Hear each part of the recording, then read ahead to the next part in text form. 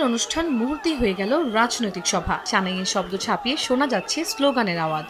আমার ভাই কবরে, গুলি কেন বাহিরে, হুসাইন নইত, শেষ হয়নি যুদ্ধ।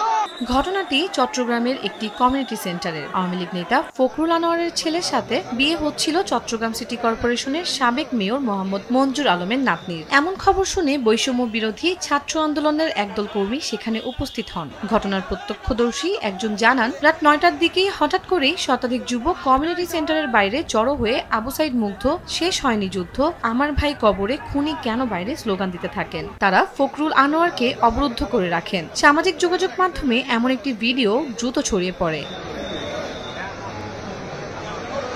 শনিবার রাতে টাইগার পাস এলাকার নেভি কনভেনশন হলে ছিল তার ছেলের বিয়ের অনুষ্ঠান। বিয়েতে চট্টগ্রামের ফটিকছড়ির দুই সাবেক সংসদ সদস্য সৈয়দ নজিবুল বশর মাইজ ভান্ডারী ও খাদিজাতুল আনোয়ারের উপস্থিত থাকার খবরও ছড়িয়ে পড়ে।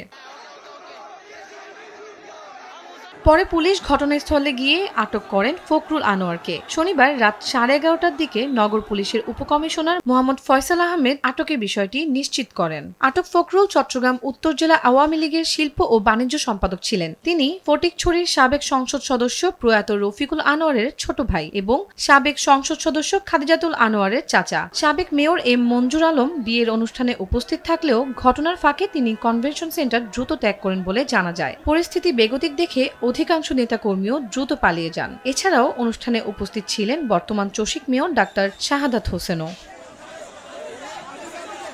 তন্দ্রা তারুণ্য, দেশ টিভি, ঢাকা।